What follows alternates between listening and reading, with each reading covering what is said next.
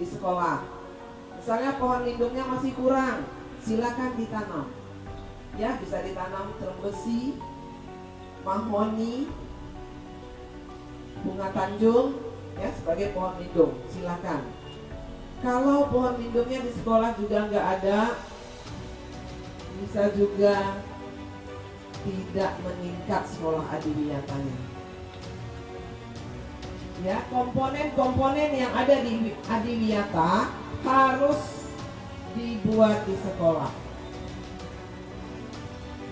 Sekalipun sekolahnya kecil Bu, sekolah kami sempit, nggak bisa.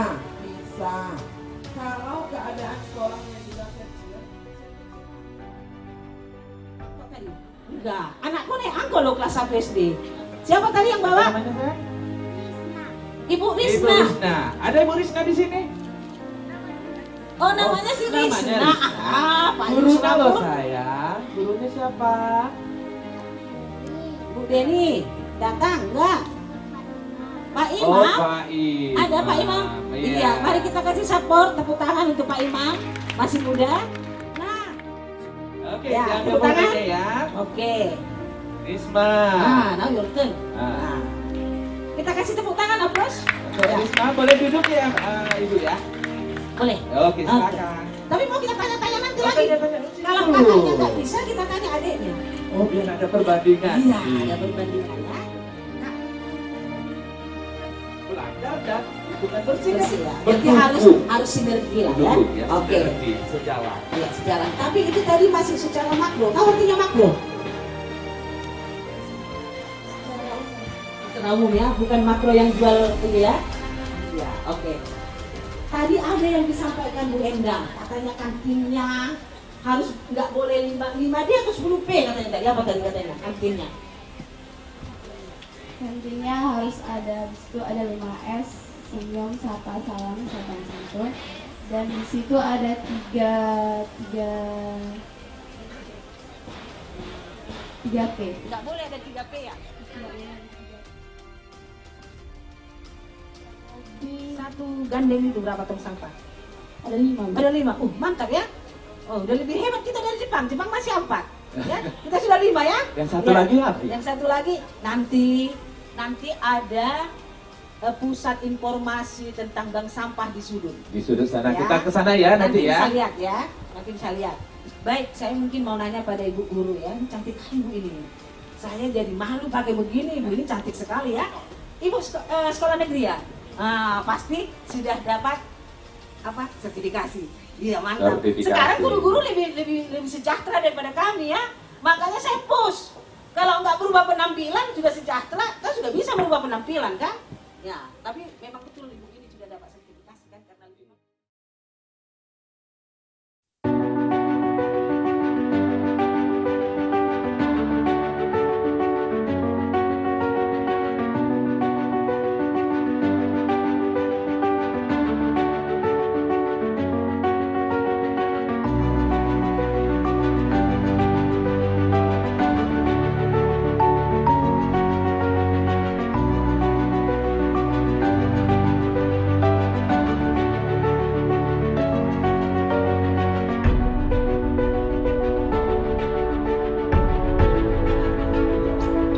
Nanti menantu saya pengen dulu lah. Banyak di rumah. Baik, terima kasih, kita kasih support. Tepuk tangan kemana? Ya. Silakan duduk Ibu, Oke. Adik.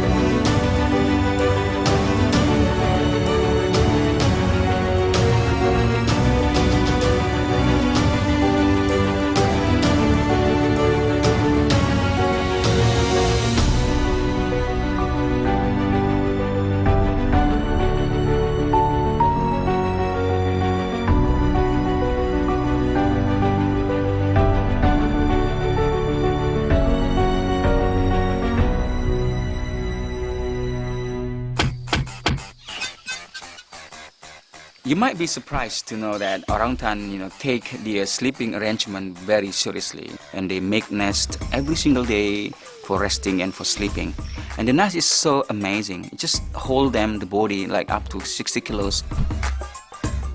But they can just make it in 3 minutes from branches.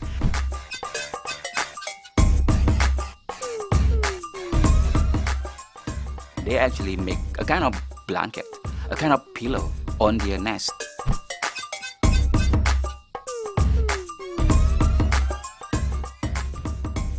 They never use the old nest. They always move to another place or even in the same area, but they will use the different branch to build their nest. And they are very proud with their nest. I really want to someday, sleep on the nest, but not with the orangutan.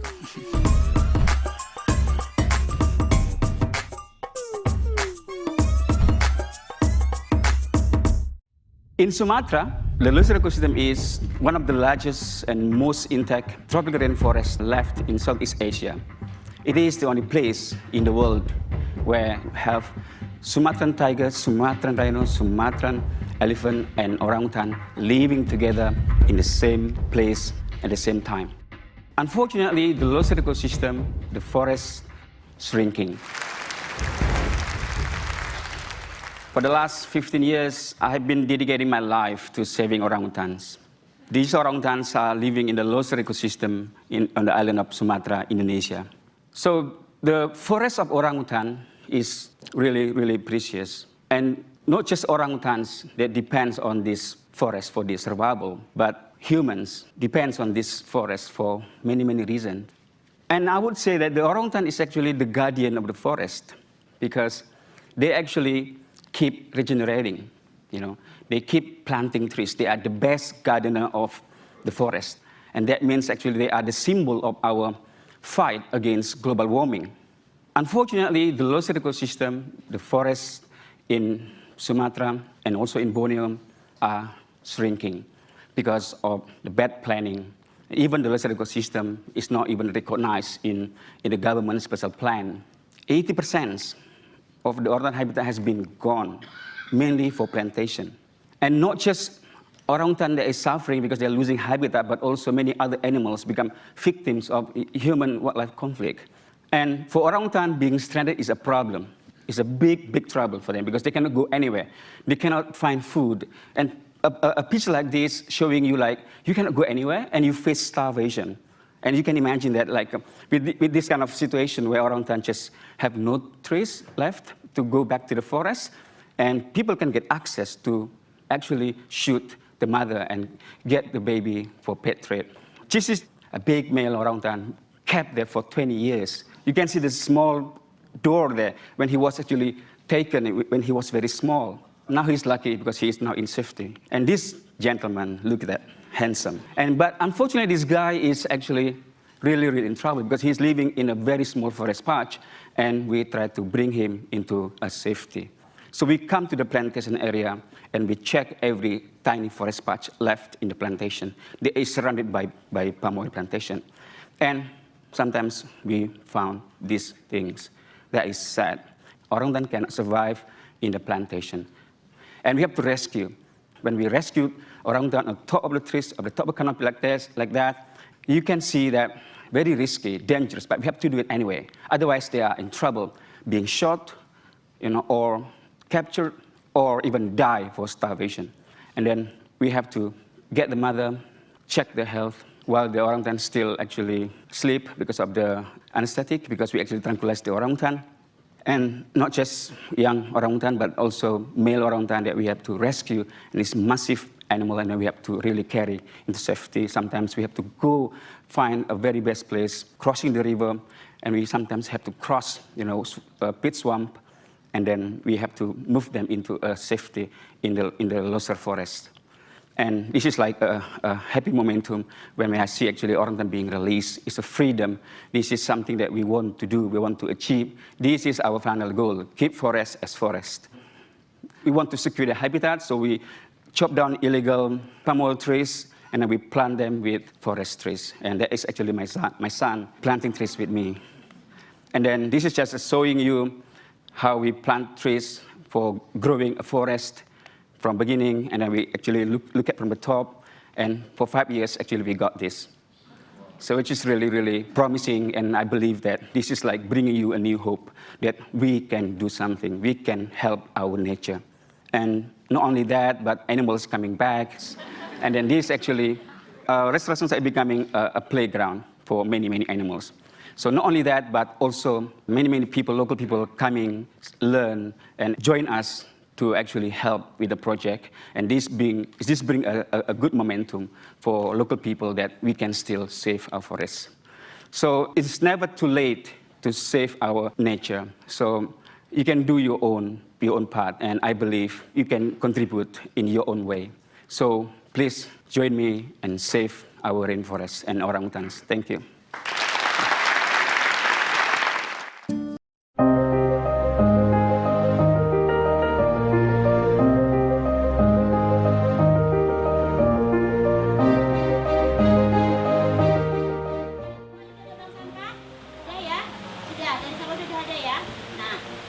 Yang lain belum ya?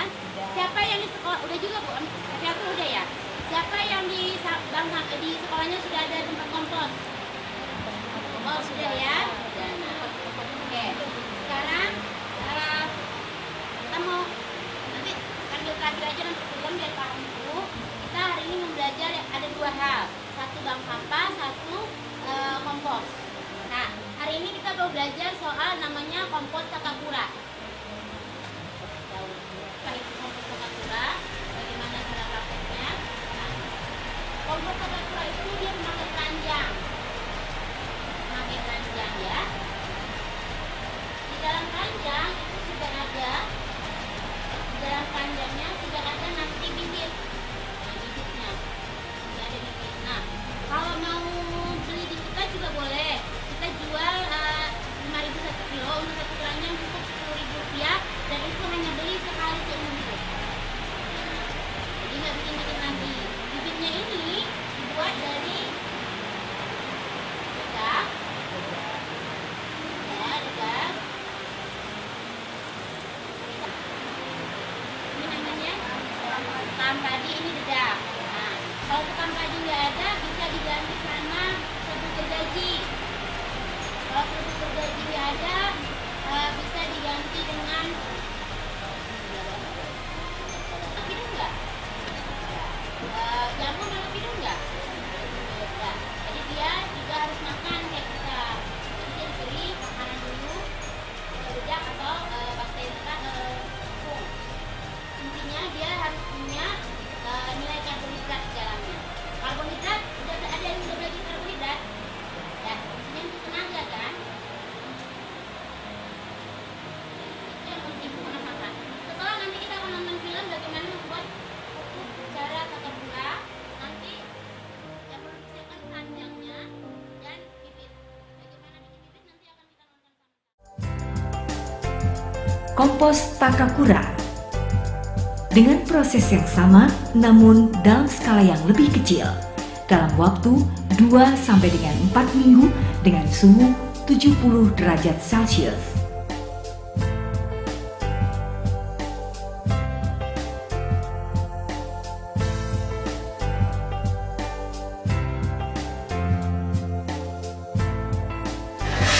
さあ皆さんこんにちは、日本から来ました高倉と申します。皆さん高倉という名前だけはですね知ってる方もたくさんいらっしゃると思いますけども、これは本物の高倉ですからね、覚えておいてください。さあ今日はですね皆様に高倉式コンポストとはどういうものかということを少し説明したいと思います。実はこの技術はインドネシア、皆様と同じインドネシアスラーバヤ市で確立した技術なんですね。少し内容を説明いたしましたら、生ゴミを短期間で堆肥、コンポストというようなものに変えていこうという、そういう技術なんです。じゃあどういう仕組みで、コンポストになっていくかと言いましたら、皆様よくご存知ですけども、テンペ、タペ、この菌をですねうまく使って生ゴミを短時間に、例えばうまく条件が合えば1日程度で、分解して堆肥に変えてしまう、そのような優れた技術なんですね。生ゴミは今までは捨てるものだった。でもこれからは堆肥という植物が育つものに変えて有効に利用しよう、そういうことができるのが高倉式コンポストでございます。以上です。さあ、それでですね、皆様が高倉式コンポストをするという意味合いについてお話したいと思います。皆さん、家庭から出てくる生ゴミ、よく捨ててると思うんですけども、どれぐらいの量が出ていると思いますか？実は皆さんが捨てるゴミのうちの半分以上が生ゴミだというふうに言われてるんですね。それを投棄する、捨ててしまうということは環境に対して非常に悪いインパクトを与えてしまいます。まず嫌な匂いがしたりとか不衛生になる、その他にメタンガスというようなものが出てしまって地球環境、いわゆる地球温暖化ですね、こういうことにも関係してくるわけなんですよ。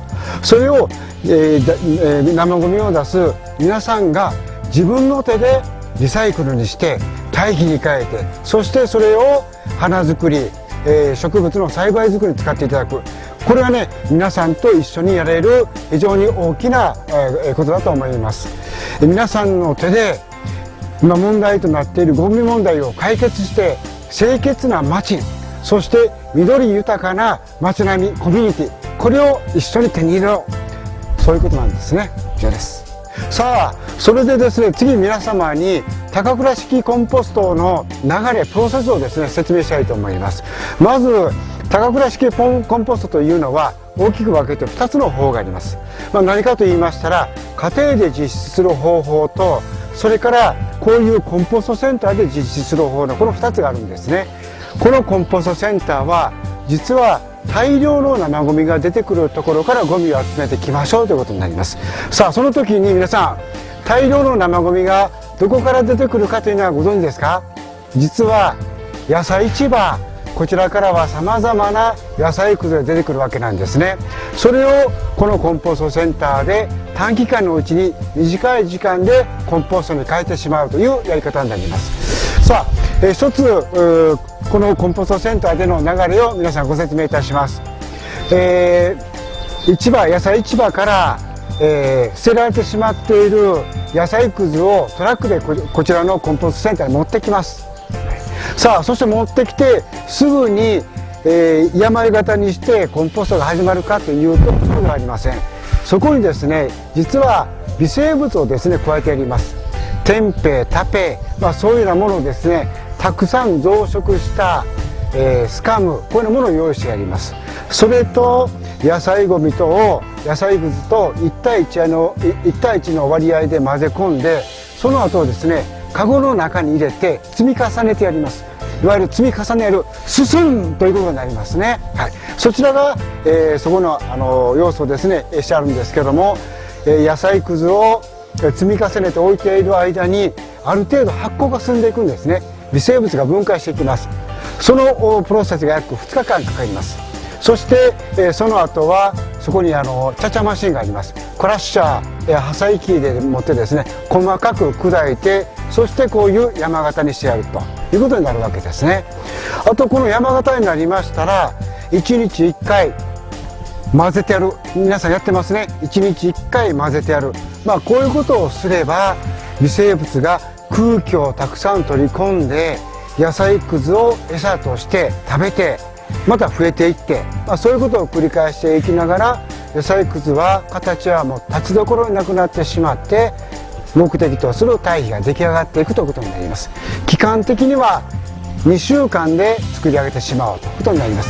通常はですねだいたい3ヶ月ぐらいかかるというふうに言われてるんですけども、これを2週間程度で作ってしまう、非常に素早くできる技術だというふうにお考えいただければいいと思います。この時のポイントはたくさんの微生物、特にインドネシアでしたらラギテンペイ、ラギタペ、これをうまく使いましょう。これは味噌ですね、ポイントになります。はい、以上ですね。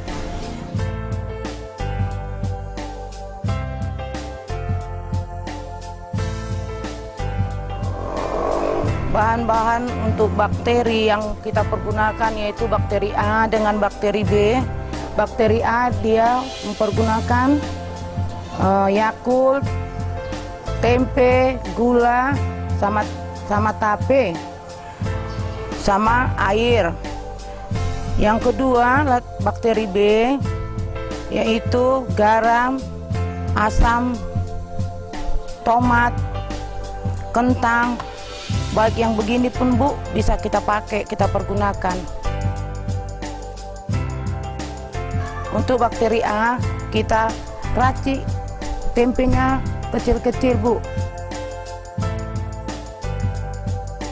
Kita masukkan cairan pertama ini gula.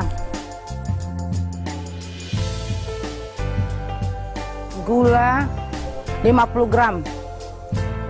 Lalu kita campur tempe, 1 botol Yakult,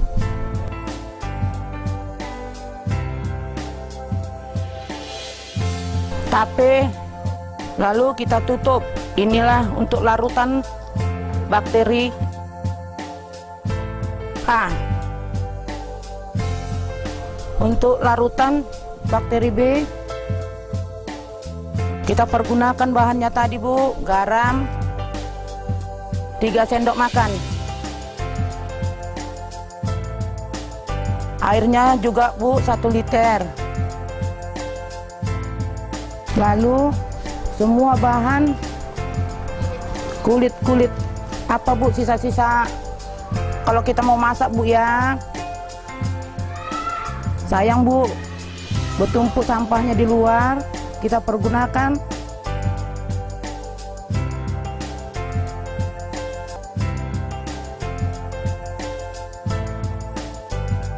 Kita iris Bu sekitar 3 cm.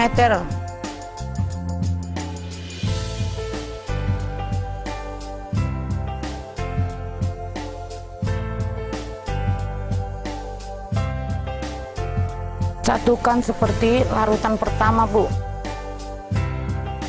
Lalu kita aduk seperti larutan pertama juga Bu.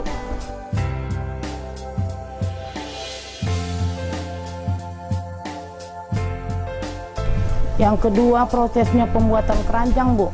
Kita persiapkan keranjang, goni, tali plastik. Kita jalin dia Bu ya. Inilah yang sudah jadi keranjangnya. Kita persiapkan untuk bahan keranjang, bahan untuk komposnya, sekam 2 gayung kecil, dedak 1, 2:1. Lalu kita persiapkan berupa bantalan. Bantalan ini isinya sekam sama dedak tadi. Larutan yang sudah kita perbuat tadi kita tiriskan ke dalam. Kita agak sampai basah. Lalu kita masukkan.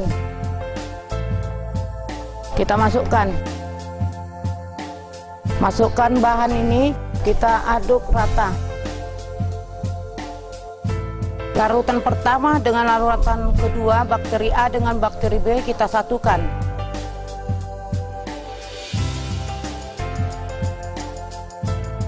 Lalu kita aduk. Terjadilah begini.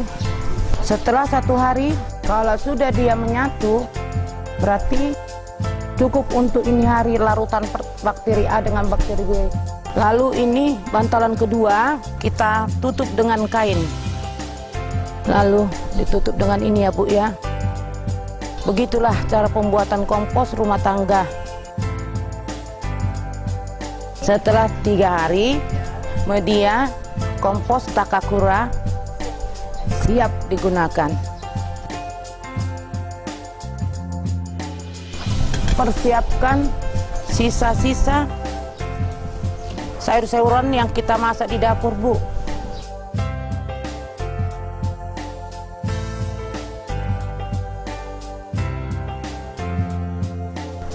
Lalu kita tabur.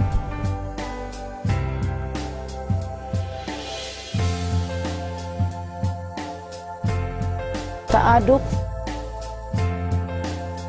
Bantalan kedua tadi Bu. Setelah itu Kita tutup lagi dengan kain. Tutup lagi dengan tutup keranjangnya dengan rapi. Contoh lain dia sisa-sisa makanan kita, Bu. Nasi. Tapi dengan satu syarat, tulang-tulang ikan yang agak keras dia, Bu, nggak bisa. Kita sisihkan. Apabila ada yang agak kasar dia, Bu, kita racik dia halus. Lalu kita tabur lagi, Bu.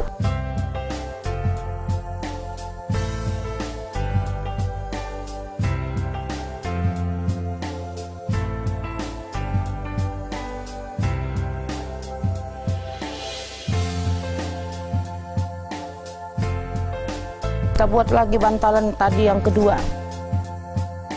Kita tutup dengan kain.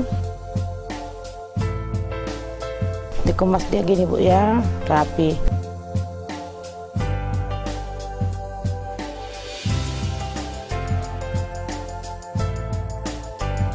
Inilah hasilnya.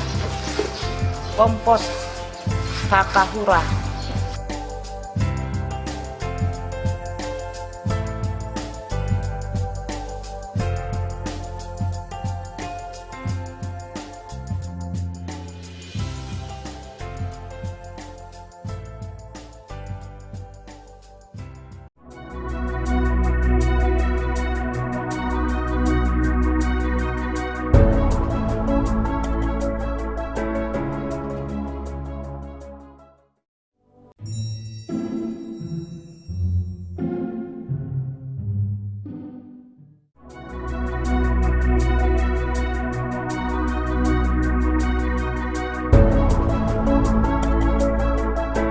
Apa yang terjadi jika bumi ini penuh dengan polusi, pencemaran, dan tumpukan sampah?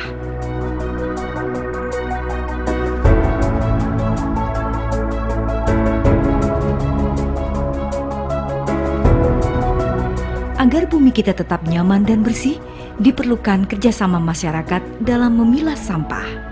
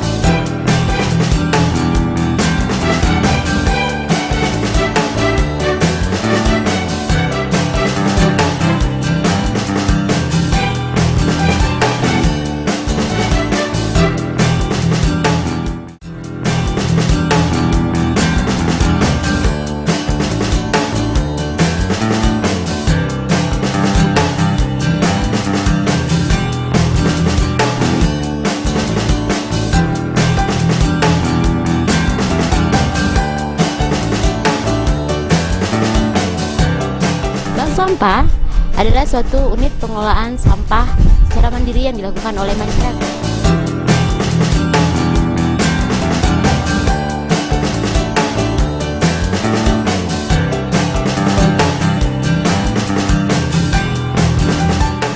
Kita ketahui bahwa sampah ada dua, yaitu sampah organik dan sampah anorganik. Untuk sampah anorganik, sebenarnya masih banyak yang mempunyai nilai ekonomi yang kemudian dapat kita kelola di bank sampah. Masyarakat dapat membawa sampah mereka yang masih mempunyai nilai ekonomi seperti logam, kaca, kertas, dan banyak lagi untuk kemudian bisa ditabung di bank sampah.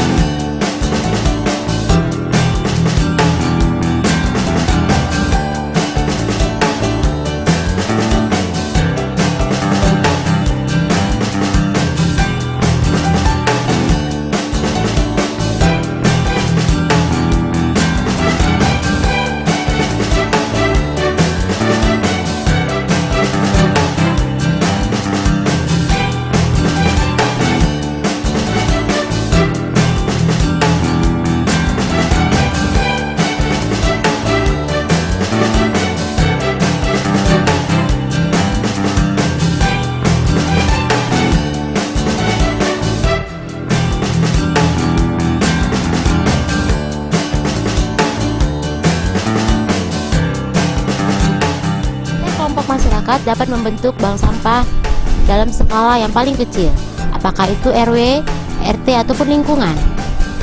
Masyarakat pengelola sampah disebut dengan pengurus bank sampah, sedangkan masyarakat yang datang untuk menabung dan menyetorkan sampahnya kita sebut sebagai nasabah bank sampah. Pada proses pengelolaan bank sampah, yang pertama harus dilakukan adalah membentuk pengurus, menentukan waktu penyetoran, kemudian membuat manajemen pengelolaan, dan menerima sampah dari nasabah.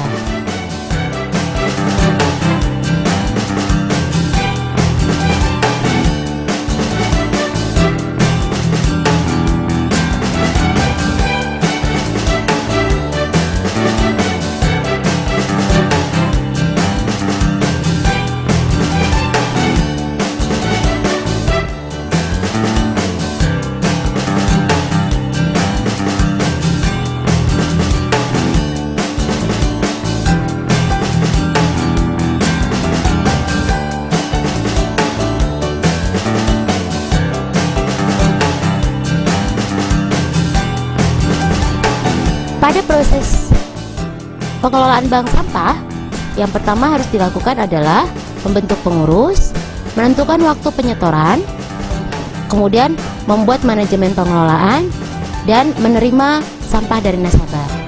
Nasabah yang datang ke bank sampah, pertama akan dicatat registrasi untuk dimasukkan ke dalam buku besar.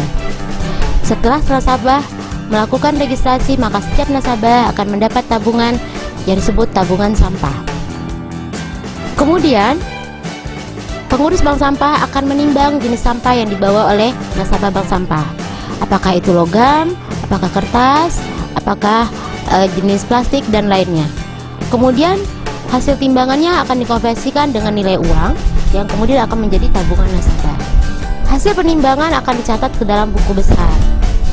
Kemudian, pengurus mengkonversikan ke nilai rupiah, dan kemudian itulah yang menjadi tabungan nasabah.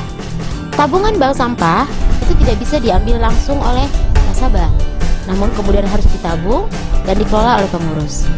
Tabungan ini kemudian bisa dilakukan pengelolaan menjadi berbagai bentuk, apakah tabungan pendidikan, tabungan lebaran, tabungan asuransi, dan sebagainya.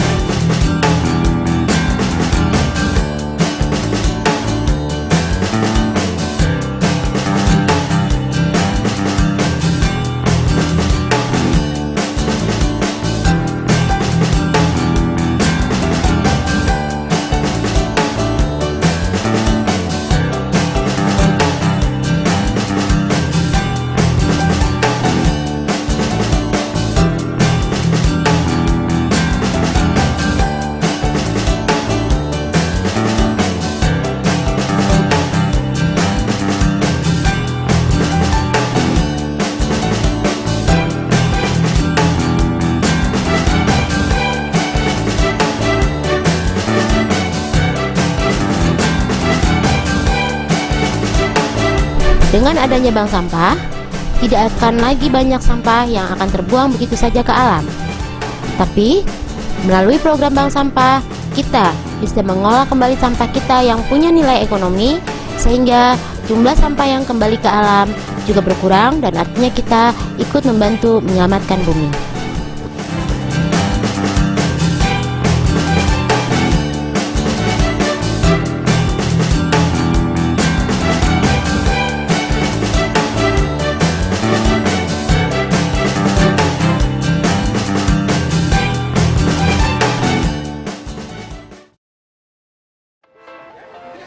Ini kan agak menurun. Nah, yang paling potensi itu di mana? Ini contoh ya, anak-anak perhatikan ya. Ini kan tidak rata nih. Nah, potensi untuk cepatnya terjadi genangan itu di mana? Tentunya di pinggirannya. Nah, kalau di atas kita buat ya boleh juga, tetapi jadi potensi itu di sini. Nah, artinya dengan kondisi area seperti ini, kita bisa boleh pasang 3, 5. Kita sesuaikan dengan kebutuhan, apalagi nanti ketika kita sudah lihat kondisi hujan yang sebenarnya, tertampung nggak itu semua airnya.